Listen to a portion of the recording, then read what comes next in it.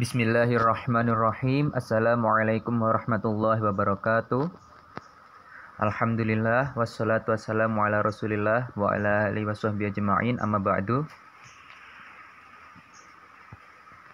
Sebelum kita mulai kajian kita pada pagi hari ini, mari kita mulai dengan bacaan basmalah. Bismillahirrahmanirrahim. Kita doakan kepada mu'alif pengarang kitab Al-Hikam, Syekh Ibnu Athaillah As-Sakandari. Semoga ilmu beliau bermanfaat bagi kita baik di dunia dan akhirat. Amin ya rabbal alamin.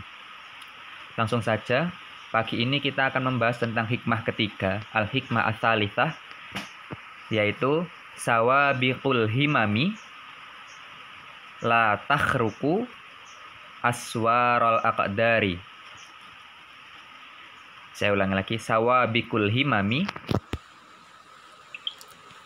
la takhruqu aswarul aqdari.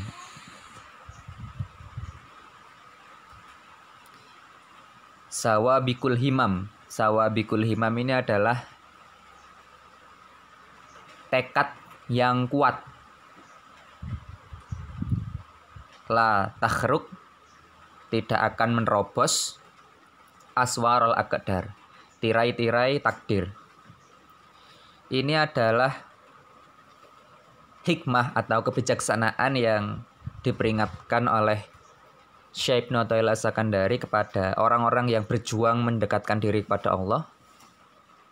Dengan berbagai upaya mereka mendekatkan diri pada Allah dengan perbuatan-perbuatan sunnah seperti sholat di sepertiga malam terakhir, puasa sunnah, atau menyambung silaturahim dengan orang-orang yang di dekatnya, bahkan memaafkan musuh mereka, memperbanyak bacaan Al-Quran, memperbanyak zikir dalam rangka taqarrub atau mendekatkan diri pada Allah. Ini adalah manifestasi atau perwujudan dari himmah, yaitu tekad yang kuat untuk mendekatkan diri pada Allah. Sawabikul himam, tekad yang kuat ini tadi tetap tidak akan menerobos, la takhruq, tidak akan menerobos aswarul aqdar, tirai-tirai takdir. Artinya, selama orang itu masih merasa bahwa ibadahnya itu berasal dari dirinya sendiri, ketaatannya itu muncul dari dirinya sendiri, maka dia tidak akan bisa mendapatkan apa yang dia cita-citakan, yaitu kedekatan sejati dengan Allah. Kedekatan sejati pada Allah ini hanya dapat dicapai jika dia sadar, bukan hanya merasa, tapi sadar betul bahwa kekuatan dia untuk bisa beribadah itu berasal dari Allah. Kemudian hidayah juga berasal dari Allah. Nyawa berasal dari Allah. Waktu yang dipergunakan juga berasal dari Allah. Kekuatan, pikiran, waktu, dan semua modal yang dia gunakan untuk beribadah itu sebenarnya berasal dari Allah.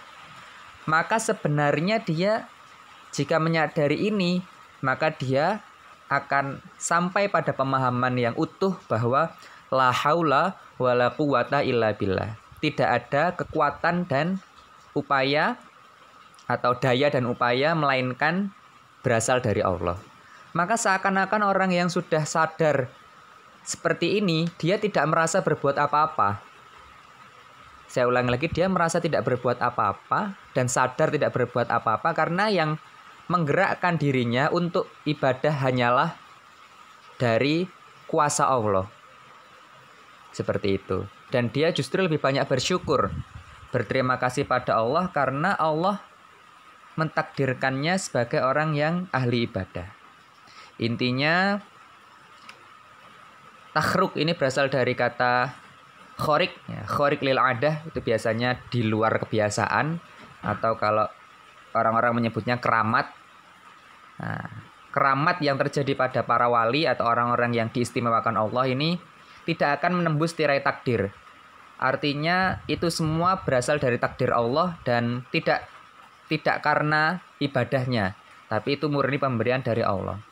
Dan sebaik-baik kita ibadah itu bukan agar keramat atau agar mendapatkan keistimewaan, kekhususan, atau merasa lebih mulia atau lebih khusus istimewa daripada orang lain. Melainkan yang terbaik adalah kita beribadah karena sadar bahwa kita memang diwajibkan untuk ibadah.